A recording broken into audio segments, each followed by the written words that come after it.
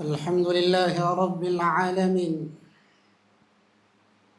الحمد لله رب العالمين يا رب. الأول فليس قبله شيء، الآخر فليس بعده شيء، الظاهر فليس فوقه شيء، الباطن فليس دونه شيء، الأزلي القديم الذي لم يزل متصفا بصفات الكمال، وأشهد أن لا إله إلا الله وحده لا شريك له، هو أول، هو آخر، هو ظاهر، هو باطن ليس العيون تراه. وأشهد أن سيدنا محمدًا عبده ورسوله وصفيه من خلقه وخليله، فجزاه الله خيرا ما جزى به نبيًا عن أمته ورسولًا عن قومه، فصلوات الله وتسليماته عليه. أما بعد، فإن أصدق الحديث كتاب الله، وخير الهدي هدي محمد عليه الصلاة والسلام، وشر الأمور محدثاتها، وكل محدثة في الدين بدعة، وكل بدعة ضلالة، وكل ضلالة في النار. أعاذنا الله منا وإياكم من النار. إخوة الإيمان، أحباب رسول الله، أوصيكم وإياي بتقوى الله جل في علاه. اتقوا الله واتبعوا سنة رسول الله، واعلموا أن الفوز لمن اتقى، ومن لم يلبس ثيابا من التقى تقلب عريانا وإن كان كاسيا. وخير لباس المرء طاعة ربه، ولا خير في من كان لله عاصيا. Watukufu wa Islam, wapenzi na wafuasi wa Mtume Muhammad sallallahu alayhi wasallam, awalan nausia nafsi yangu, kadhalika nawe vile vile nausia nafsi yako, daima siku zote tumwogope, tumche na tumtii Allah jalla fi ula, na daima siku zote tuwe mstari wa mbele kuyafuata mafundisho ya mtume wa Mungu. Natambua ya kuwa hakika waliofuzu wakafaulu ni wale waliomwogopa Mwenyezi Mungu na kumcha. Elewa ya kuwa hakika ya pepo Mwenyezi Mungu ameweka kwa ajili ya wamchao, na ikiwa mwana wa Adamu atakuwa hayuko tayari kujivika vazi la uchamungu, hubadilika na kuonekana kuwa yuko uchi, hata kama mwenyewe atajiona amevaa mavazi. Na vazi bora kwa mtu siku zote ni kile kitendo cha kumtii Mola wake, na wala hakuna kheri kwa yoyote yule mwenye kumasi na kumkera na kumudhi Mola wake. أما موضوع خطبتنا اليوم فسوف نعيش مع العمال. أما موضوع ya khutba yetu ya siku ya leo, tutaishi pamoja na wafanyakazi. Tambihu lilamilina, zinduo juu ya wafanyakazi. Wengi wetu tuliokusanyika humu ni wafanyakazi, walillahi alhamdu wal minna.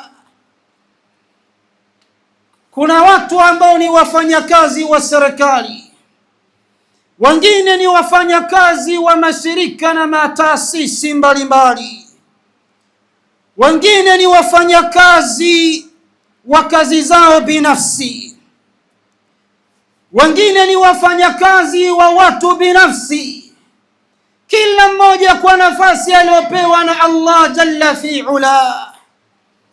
Ndugu zanguni wa Kiislamu, kazi ni ibada.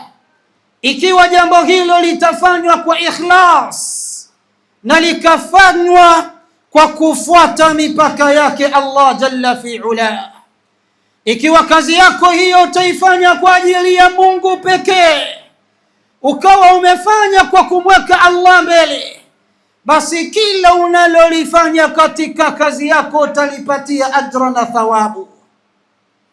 Bali Mwenyezi Mungu mtukufu anampenda kila mwenye kufanya kazi kwa ufanisi uliokuwa mzuri, kila mwenye kufanya kazi yake kwa ustadi uliokuwa mzuri kikweli kweli. Al-Imamu Al-Albani amepitisha hadithi katika kitabu chake cha Sahihul Jami', hadithi nambari 1880. Al-Imamu At-Tabarani katika kitabu chake Al-Mu'jam Al-Awsat alipitisha hadithi hii kwa nambari 897. Walidhalika al-Imamu Al-Baihaqi katika kitabu chake Shu'abul Iman naye alipitisha hadithi hii kwa nambari 4929. Hadithi kutoka kwa Ummul Mu'minin Aisha radhiyallahu anha wa ardaha, anasema ya kwamba Bwana Mtume Muhammad aliwahi kuzungumza akasema, inna Allaha ta'ala yuhibbu idha amila ahadukum amalan an yutqinahu, hakika ya Allah tabaraka wa ta'ala anampenda mmoja wenu anapofanya kazi yake ile akaifanya kwa ufanisi mzuri. Allah na Mtume anasema hakika ya Mwenyezi Mungu anampenda mtu huyo. Ndugu zangu wa Kiislamu, sisi wanamume tumepewa majukumu ya kuisimamia familia, mke pamoja na watoto au wake pamoja na watoto, ni jukumu lilioko juu yetu au juu ya shingo zetu. Sisi ndio tuna haki ya kuwatafutia kula yao na kuvaa kwao pamoja na maskani yao, ni jukumu lilioko juu yetu. Hivyo tunajituma kila kukicha ili tuweze kupata ruzuku na kuiendesha familia. Lakini wengi wetu tumetibua kikweli kweli katika suala la kutafuta riziki. Wengi wetu tumechafua, wengi wetu tunakona na mambo ya kupinda katika suala zima la kutafuta riziki. Haijalishi riziki tunazozipata zinatoka katika njia ya halali au katika njia ya haramu, vyovyote itakavyokuwa, potelea mbali, ili mradi tuna wewe umiliki, ili mradi tuna wewe unacho, ili mradi tuna wewe uitwe kwamba umekimiliki. Haijalishi umedhulumu, haijalishi umenyang'anya, haijalishi umeiba, njia zozote zile wewe unapita, hata ikiwa ni njia ya kuwa, maadamu unaitafutia tumbo, unasema kesi ni kwa Mungu. Ndugu yangu Muislamu, litazame hilo. Na Bwana Mtume Muhammad sallallahu alayhi wasallam aliwahi kuitabiri hali kama hii katika hadithi ambayo Imam al-Bukhari amepitisha katika sahihi yake, hadithi nambari 2083. Abu Huraira anasimulia ya kwamba Bwana Mtume Muhammad alisema, la ya'tiyanna 'ala an-nasi zamanun la yubali al-mar'u bima akhadha al-mala amin halalin am min haramin. Mtume Muhammad miaka 1400 iliyopita anawasimulia masahaba wake watukufu ya kwamba zitawajia zama watu, zama zake hajatokea hayo, na la shaka zama alizozisema mtukufu wa daraja ni zama tulizomo mimi na wewe. Anasema zitakuja zama kwa watu, hatojali mtu pale anapopata au anapochukua mali, hatojali anaichuma katika njia ya halali au ameitoa katika njia ya haramu. Njia zote yeye tu atachanganya ili mradi tu na yeye apate. Ndugu zangu ni wafanya kazi, yote tunayoyafanya tujue kwamba tutasimamishwa katika mahakama ya Mungu na kujibu moja baada ya nyingine. Nambari moja, fundi mekaniki. Wafundi mekaniki, kama mpo humu, mokopeni Allah katika shughuli zenu. Kazi zenu zimejaa wizi pamoja na udanganyifu. Amekuja mteja kwenye gereji yako, chuma kile kinauziwa franka 20,000, unamwambia 150,000, na nafsi yako inajua kiuhakika ya kwamba chuma hichi ni franka 20,000. 130 yote unaweka mfukoni, kisha unakwenda kununua dukani chuma cha 20,000. Na wengine hawafanyi hivyo, anamwambia mteja wake 150, yote anaweka mfukoni, anatafuta chuma ambacho ni mustaamal, tayari kimeshafanya kazi, ndio anamwekea katika gari yake.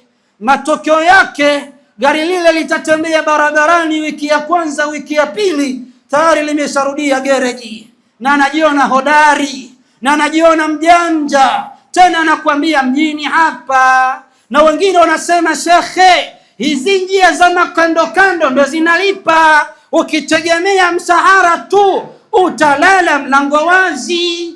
Tazama sasa, hizo njia za makando kando ndio zile ambazo zimepingwa na sharia na zimekatazwa na Mungu pamoja na Bwana Mtume Muhammad. Bokopeni Allah kwa hayo mnayoyafanya. Munayoyafanya ni wizi pamoja na udanganyifu munaowafanya. Ndugu yangu Muislamu, ridhika na kidogo, ni bora walau 1000 mara ukafa masikini, ukafa katika nyumba ya kupanga, lakini kile kidogo kiwe ni cha halali, umekitafuta katika njia ya halali, utakwenda kusalimika na adhabu ya Mungu milele na milele, kuliko kutamata na utapata ile ladha ni ya muda mdogo utakoipata, lakini utakwenda kulia na kusaga meno siku ya mwisho kwa hayo unayoyafanya sasa, na haya yatakuwa endelevu. Ndugu zanguni wa Kiislamu, wafundi mekaniki, mwokopeni Mungu katika shughuli zenu. Nambari 2, wafanya biashara, na huko ndo kumeoza kweli kweli. Biashara zimekuwa za ujanja, biashara ndani yake zimekuwa na wizi pamoja na udanganyifu. Wafanya biashara, mwokopeni Allah. Kuna mmoja amenieleza jambo ambalo litamhuzunisha kila mwenye moyo wa utu. Kuna hao wafanya biashara wanarangua mihogo kisha wanaitwanga inakuwa unga. Mmoja ananieleza, anasema katika biashara zao wanarangua, akisharangua ile mihogo yake anaipasua katikati, ikiwa kama ndani kutakuwa kuna weusi anaweka kando, ikiwa kama ndani kutakuwa weupe anaweka kando. Hivyo akipata tayari ile mihogo meupe tu ambayo ni kambaranga, anaifanya kuwa unga, kisha anatafuta unga wa kivunde mdogo, anachanganya na unga wake ule wa kambaranga, ili mradi tu ile harufu ya unga wa kivunde ipatikane, kisha anaweka katika soko lake, anauza kwa bei ya kivunde hali ya kuwa ni kambaranga. Ya subhanallah, madhara yake sasa, wako wagonjwa na ugua kisukari, madaktari wamewaambia wasithubutu hata kwa sekunda moja kula unga wa kambaranga, watafute unga wa kivunde. Anakuja sokoni kwako, wewe umeshamkhadaa kwa kudhani kwamba hicho anachonunua ni kivunde, tena anatoa kwa pesa ya kivunde. Matokeo yake kila kukicha yeye ugonjwa wake unazidi tu kukua na kukua, kila kukicha ni kwenda hospitalini. Hatimaye na kuna wengine vifo vinawakuta kupitia biashara yako haramu unayofanya wewe. Ni unyama kiasi gani huyo unaofanya? Kwa nini hauna moyo wa utu? Unatazama maslahi yako binafsi, unasahau maslahi ya umma pamoja na jamii yote kwa ujumla. Utaulizwa na Allah, utamjibu nini Allah kwa hizo nafsi ambazo unazozitoa? Anachekelea tena, anakuambia biashara hii inalipa. Mwaka mmoja, mwaka wa pili, tayari na mimi nimeshanunua kiwanja na sasa nataka kujenga kwa biashara kama hiyo. Ndugu yangu Muislamu, mwokopeni Allah. Wafanya biashara munauza bidhaa za haramu katika duka zenu, hali ya kujuani ya kwamba munachokula munakula haramu na munakula moto. Mawigi unawauzia watu, kuna wengine wanawauzia watu shikataa katika magengi ya kahawa mbalimbali. Kahawa ni halali, lakini biashara yake ile ameweka shikataa. Hakuna tofauti ya kamtikale pamoja na sigara, hakuna tofauti. Usijidhime data. Anayevuta shikataa hukumu moja na yule aliyovuta sigara. Shikataa ni haramu kama vile sigara ni haramu. Kwa wanauza shikataa katika magenge yao ya kahawa, mwokopeni Allah katika kazi yenu hiyo, na mujue kwamba munachuma matumbo ya haramu kwa kuwauzia watu visivyokuwa vya halali.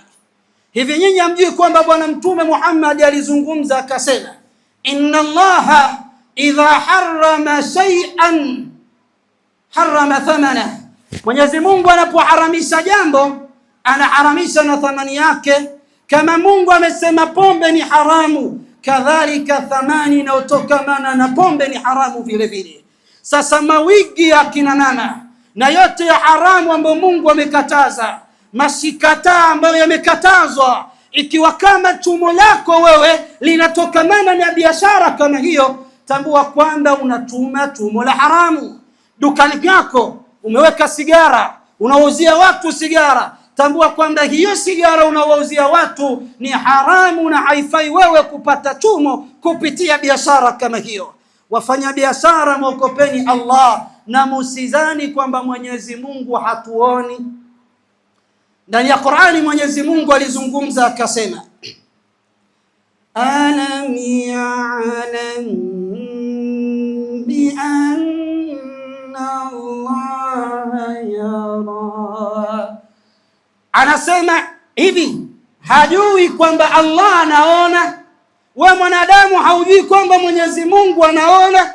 Unadhani ameghafilika na hayo unayoyafanya?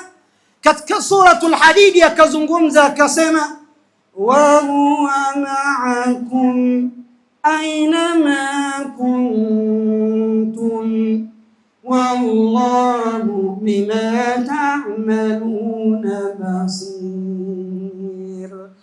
Allah anasema na yeye yuko pamoja na nyinyi popote mlipo, na Allah kwa yale munaoyatenda anaona. Usidhani kwamba ameghafilika. Nambari 3, madalali wakomisionere hawa, na nyinyi mwokopeni Mwenyezi Mungu katika kazi zenu. Munaripua kweli kweli, kazi zenu zimejaa dhulma pamoja na wizi katika kazi zenu. Wewe ni dalali, mkataba unafanyiana na yule anayenunua, anauza kitu, ardhi yake anauzisha milioni 50. Munafanyiana mkataba, mimi nitamleta mteja wa milioni 80. Mukija mufanyiane mkataba kwamba ananunua kwa milioni 80, lakini wewe chako ni milioni 50, changu mimi ni milioni 30. Hii 30 ni ya kwangu mimi. Huyo mkataba ni baina yako wewe na mwenye kuuza. Mwenye kununua hana habari. Huyo ni wizi na mnamdhulumu huyu bwana. Ukitaka kazi yako ya halali, lazima makubaliano yao yanajulikana kwa mwenye kununua na mwenye kuuza, pamoja na wewe dalali ulioko katikati yao. lazima mwenye kununua na yeye awe na habari ya kwamba ardhi inanunuliwa ni milioni 50 na kupeleka kwenye ardhi ya milioni 50, wa ila mimi changu milioni 30, milioni nimezungumza na mwenyewe milioni 80, yangu mimi milioni 30, kule utatua bilioni 50. Ajue mwenye kununua, ajue. Asipojua mukaficha ficha mukafanya nyinyi wawili, basi mjue kwamba munamdhulumu huyu anayenunua na munamwibia vile vile. Mokopeni Allah katika kazi zenu, muzipeleke kazi kama alivyotaka Allah mtukufu na alivyofundisha Bwana Mtume Muhammad alayhi salatu wassalam. Waislamu, musizani kwamba Mwenyezi Mungu ameghafilika. Katika aya aliyozungumza akasema Mwenyezi Mungu hajaghafilika na yale wanaoyatenda madhalimu. Allah bado anaona. Wauza maziwa nambari 4, na nyinyi munaripua katika kazi zenu. Wauza maziwa munawachanganyia watu maziwa pamoja na maji, kisha munawauzia watu katika maduka yenu. Na nyinyi mwokopeni Allah kwa hicho munachokifanya. Hapo ni munawahadaa watu na kuwalanganya watu. Mtu anakunywa maziwa hayana ladha. Kwa nini anafanya hivyo? Ili mtaji wake uwe mkubwa. Lakini tambua ya kwamba hicho unachokifanya kinapingana na sharia, na mali unaopata kupitia kazi yako hiyo ya udanganyifu, tambua kwamba mali hiyo ni haramu na haikubaliwi kabisa na sharia yetu. Watu wenye vituo vya watoto mayatima, na nyinyi mwokopeni Mwenyezi Mungu katika shughuli zenu. Zifanyeni shughuli kwa ustadi mzuri, hapo ndipo Mungu atakupendeni.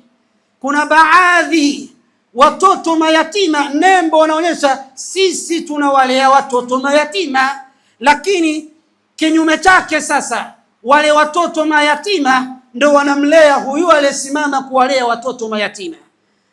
Na huku anatoa zile ripoti kwamba wanataka kadha wa kadha wa kadha wa kadha, na hakuna chochote kinachowafikia. Yoyote anayekula mali ya yatima hujapata habari ndani ya Qur'ani tukufu. Mwenyezi Mungu amesema innal ladhina yaakuluna amwala al-yatama dhulma inma yaakuluna fi butunihim nara wa sayaslawna sa'ira. Hakika wale wanaokula mali ya mayatima kwa dhulma, hakika wanakula katika matumbo yao moto na watatupwa katika moto wa jahannam, wal iyadhu billah. Maagizo kutoka kwa Mola wetu. Kwa nini tuliane mali kwa ubatilifu? Qur'ani imeeleza ikasema, wala takulu amwalakum bainakum bil batil illa an takuna tijaratan an taradin minkum. Allah anasema, na wala musiliane wala msile mali baina yenu kwa ubatilifu, wala musiliane mali zenu baina yenu kwa ubatilifu, isipokuwa pawe ni biashara ambayo mutaridhiana baina yenu. Hivyo ndivyo alivyotueleza Allah, musije mukala mali kwa ubatilifu. Mokopeni Mungu kwa kazi zenu hizo munazozifanya. Nambari 6, watu wenye mashirika na mataasisi mbalimbali, na hii mwokopeni Mwenyezi Mungu katika shirika zenu hizo. Shirika zenu zimejaa dhulma pamoja na wizi. Haki zinakuja lakini haziwafikii wenye nazo, na zikifika zinakuja nusu. Amana hiyo mumepewa na Allah, na mutambue kwamba maisha dunia ni mafupi. Allah tutamata, tunastarehe kwa muda mfupi tu, lakini watakwenda kuadhibiwa kwa Allah muda uliokuwa mrefu. Watu wa mashirika, munaomba misaada mbalimbali kwa ajili ya kuweka katika mashruu zenu mbalimbali, lakini unaomba milioni 10 niweke katika mashruu. Umetumiwa milioni 10, milioni 9.5 kwanza inaingia kwenye akaunti yako na mfuko wako, kwenye mashruu unaweka nusu hiyo iliyobakia. Matokeo yake jamii haina manufaa pamoja na shirika lako, umma hauoni faida pamoja na shirika lako, hali ya kuwa wewe umesimama kwa ajili ya kunufaisha jamii na kunufaisha umma. Ikiwa mambo yako unayapeleka hivyo kimakando makando, tambua kwamba tutakufa na tutasimamishwa katika mahakama ya Mungu juu ya kujibu kila tulilolifanya katika hii dunia ya Allah. Nambari 7, watu wanaotumika maofisini. Mumewekwa pale maofisini kwa ajili ya kusaidia umma. Mumewekwa pale maofisini kwa ajili ya kuwasaidia raia. Lakini akija mtu anataka katika sekta yako wewe anataka umsaidie, kwanza umzungurushe sana ili mradi tu akupe rushwa. Hufanyi kazi mpaka umepewa rushwa. Ukipewa bahasha nono ndio unamfanyia kazi ilivyokuwa. Hili jambo ni haramu, na hiyo mali unaokula ni mali ya haramu. Ikiwa kazi yako unaifanya mpaka upewe rushwa kwanza ndio unafanya kazi, basi tambua kwamba unaingia katika jambo zito kwelikweli. Na ndivyo ilivyo imejaa katika maofisi mbalimbali, mpaka hata sisi wengine tunaingizwa katika makosa. Sababu kama rushwa haijatoka, mambo yako hajafanyiwa, mambo yako yaweza kaenda kabisa kabisa. Na imekuja katika athar kwamba laana Rasulullah sallallahu alayhi wasallam arrashi walmurtashi. Bwana Mtume Muhammad alimlaani mwenye kutoa rushwa na mwenye kupokea rushwa, wote wana laana ya Bwana Mtume alayhi salatu wassalam. Mwogopeni Allah, itumikeni kazi yenu kwa stadi uliokuwa mzuri. Nambari 8, watu wanaochukua mikopo ya benki, mikopo ya riba. Na nyinyi mwogopeni Mwenyezi Mungu katika shughuli zenu hizo. Kazi yako ni kukopa mikopo ambayo ndani yake ina riba. Na ndio maana imefanya leo unaonekana sasa unamiliki, unavyo, tajiri, lakini mali zako asilimia kubwa zimetokamana na muamala wa riba. Miamala ya riba, nyinyi hamjisoma Qur'ani mukasikia Mwenyezi Mungu alivyozungumza kwa ukali juu ya masala ya riba. Kwanza Bwana Mtume Muhammad katika athari imekuja inasema laana Rasulullah sallallahu alayhi wasallam akila riba wa mukilahu wa katibahu wa shahidaihi wa qala hum sawa. Mtume amemlaani mla riba, Mtume amemlaani mwenye kula riba na mtoaji wa riba, na ule katibu ambaye atakuwa ndio secretary, kazi yake ndio mwenye kuandika ule mkataba wa riba, na laana ya Mtume. Na wale mashahidi ambao watasimama kwamba sisi ni mashahidi katika mkataba wa riba, wote wamelaaniwa. Tena anasema Mtume akasema na wote wapo sawa sawa katika madhambi. Bali Qur'ani ya Mwenyezi Mungu ilionyesha mwenye kula riba ametangaza vita na Allah. Mwenyezi Mungu katika Qur'ani amezungumza akasema ya ayyuhalladhina amanu ittaqullaha wa dharu ma baqiya riba in kuntum mu'minin fa in lam taf'alu fa'dhanu biharbin min Allahi wa rasulih.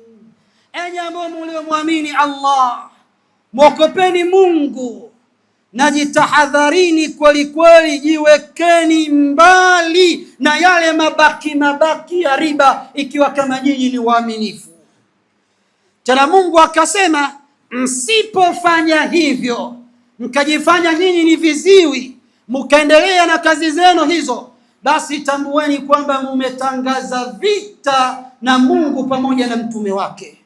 Hivi bwana mkubwa, utaiweza vita ya Allah? Hakuna mtu duniani alijitosa kutaka akatangaza vita na Mungu akaishinda vita hiyo. Wala riba, wenye kuchukua mikopo benki ya riba, Mungu anakutangazieni kwamba mumetangaza vita na Mungu na mtume wake.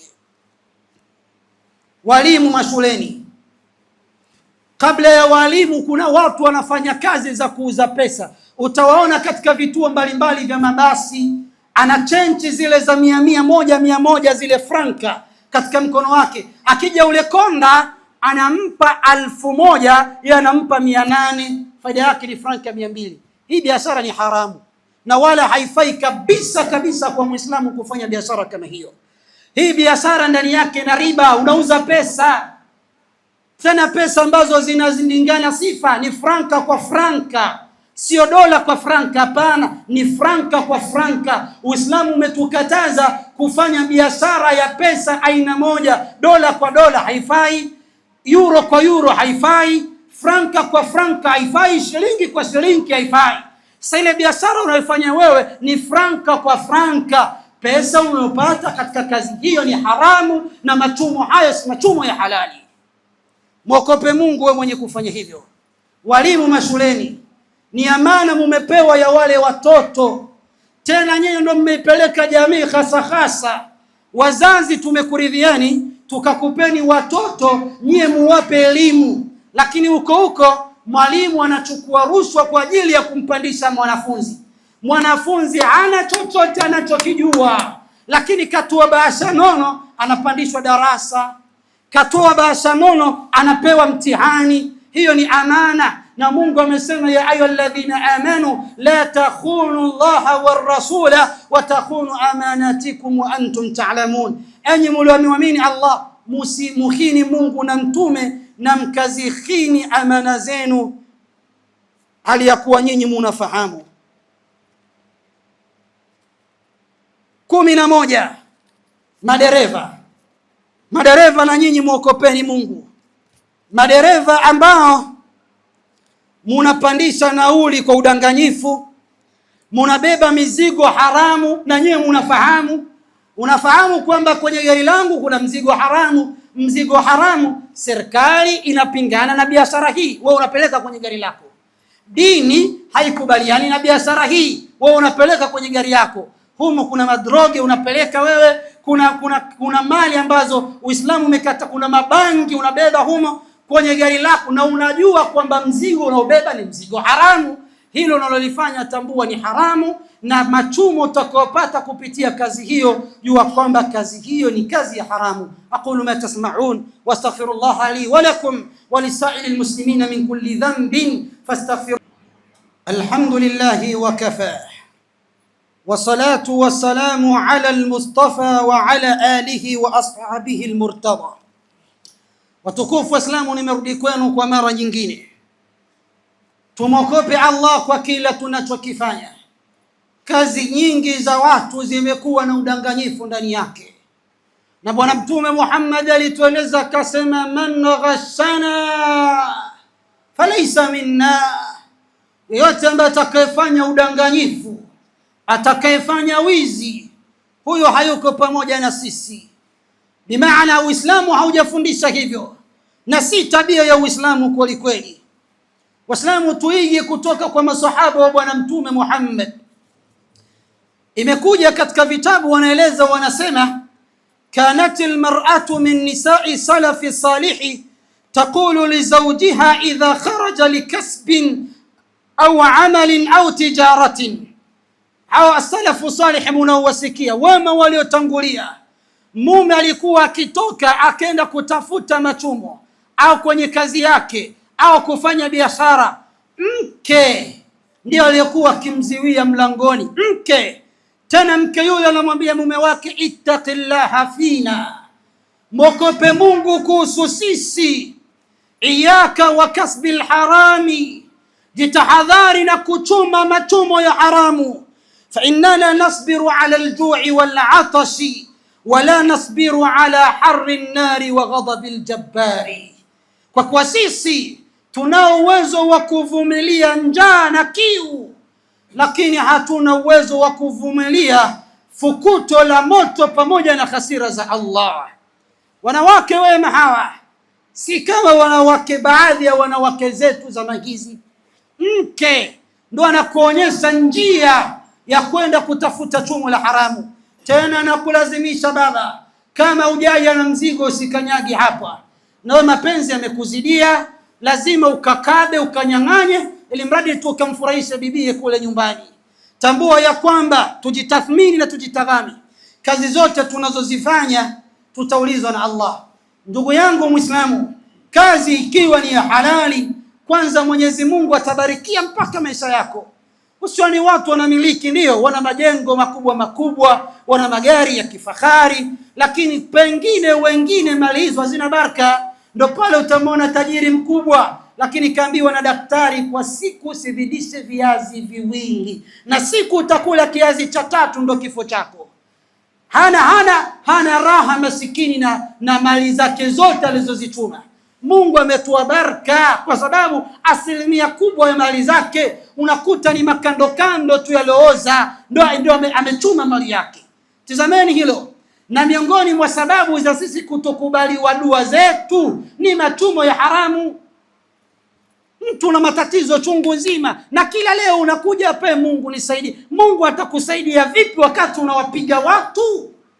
Katika hadithi ndefu, maneno ya mwisho Bwana Mtume anasema, thumma dhakara ar-rajulu, Mtume akamtaja mtu yutilu safar, kamtaja mtu ambaye alikuwa na safari ndefu, ash'atha aghbar, ambao ukimwona nywele zake amejaa mavumbi, nywele zake zimechakaa. Yani kwa ufupi, mtu huyo ana matatizo, ana shida.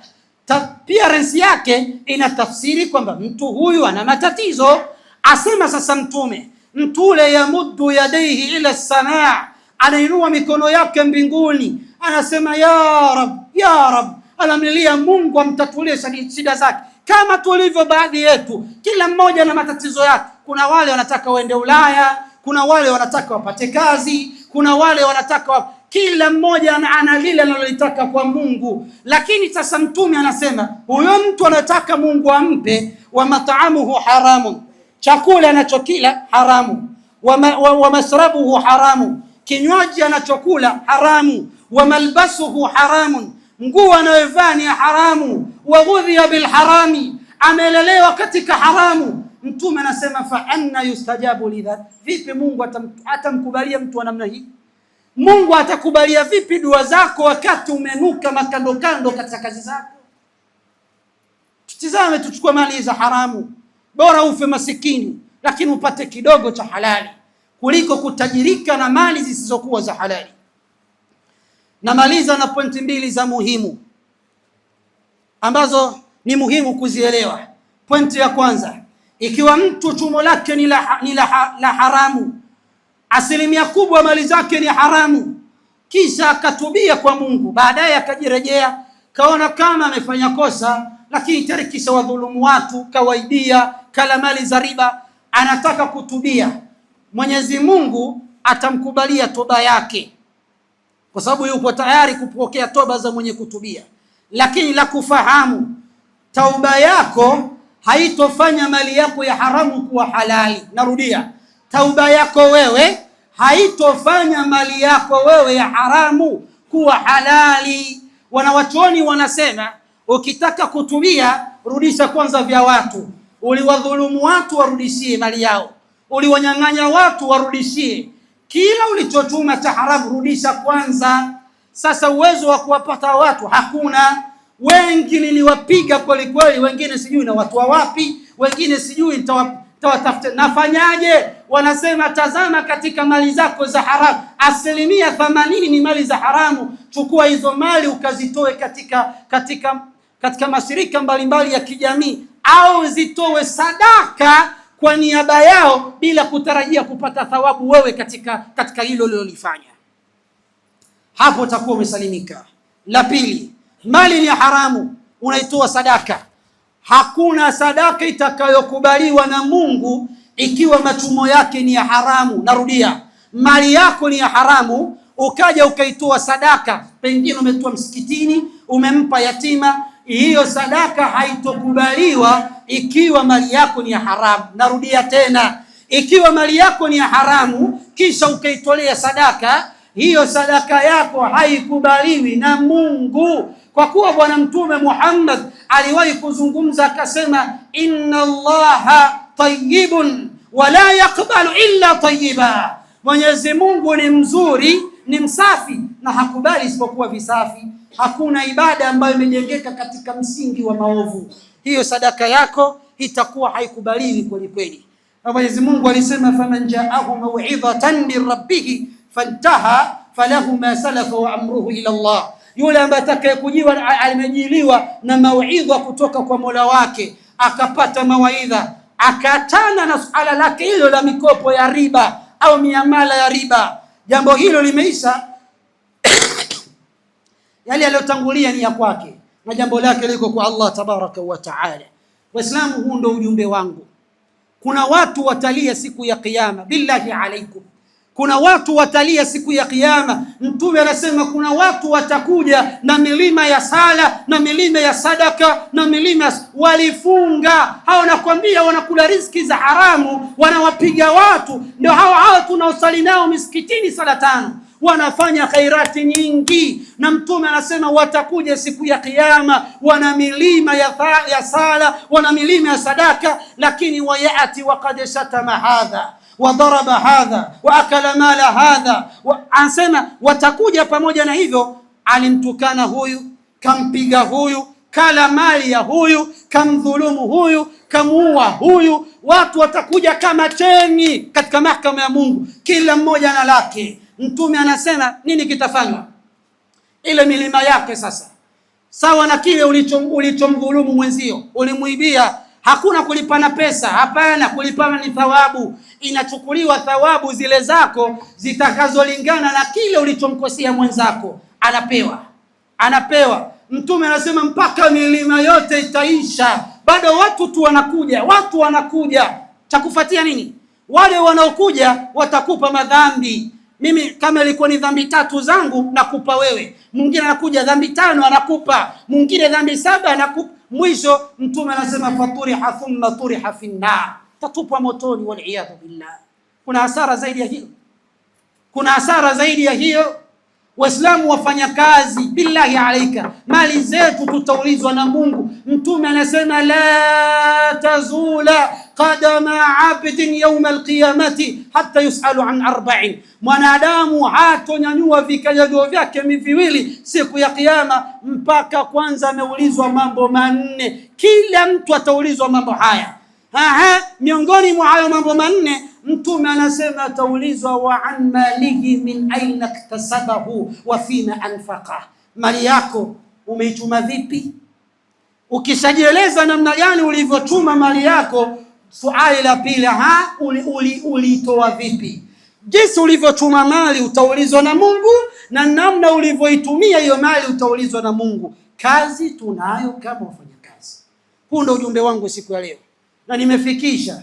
Wallahu shahidun ala annani qad ballaghtu, na Mungu ni shahidi ya kwamba tayari nimeshakufikishia. Kazi ni kwako sasa.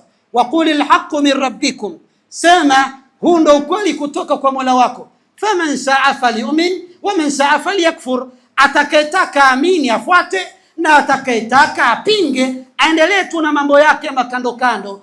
Inna a'tadna lidhalimina nara ahata bihim suradiquha, moto unatusubiri. Kaa unaliweka kichwani hilo, tayari nimekufikishia. Wama alaina illa albalaghul mubin, hatakuwa juu yetu sisi isipokuwa ni kufikisha tu. Kuna mmoja nikisema hivyo kwambia kijana bado mdogo, subiri atakuwa taona, lakini sisi tumefikisha na tayari Allah ni shahidi kwamba tumefikisha.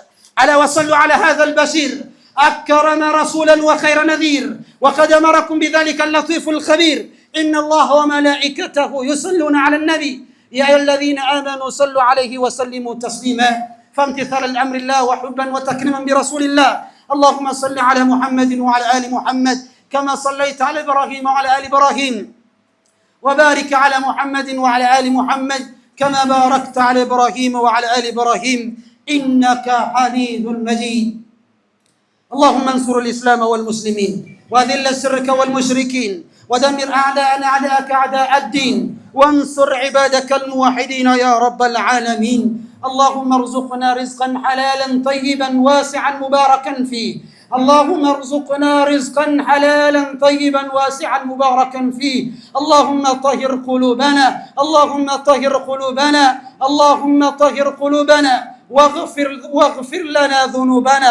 اللهم اغفر ذنوبنا وكفر عنا سيئاتنا وتوفنا مع الأبرار بكرمك يا أكرم الأكرمين. ردنا إلى الإسلام ردا جميلا، وردنا إلى الكتاب وسنة نبيك ردا جميلا. آتنا في الدنيا حسنة وفي الآخرة حسنة وقنا عذاب النار. اللهم اغفر مشايخنا ووالدينا وأمواتنا وأموات المسلمين أجمعين. عباد الله، إن الله يأمر بالعدل والإحسان وإيتاء ذي القربى وينهى عن الفحشاء والمنكر والبغي يعظكم لعلكم تذكرون. اذكروا الله العظيم الجليل أذكركم واشكروه على نعمه يزدكم ولذكر الله أكبر والله يعلم ما تصنعون.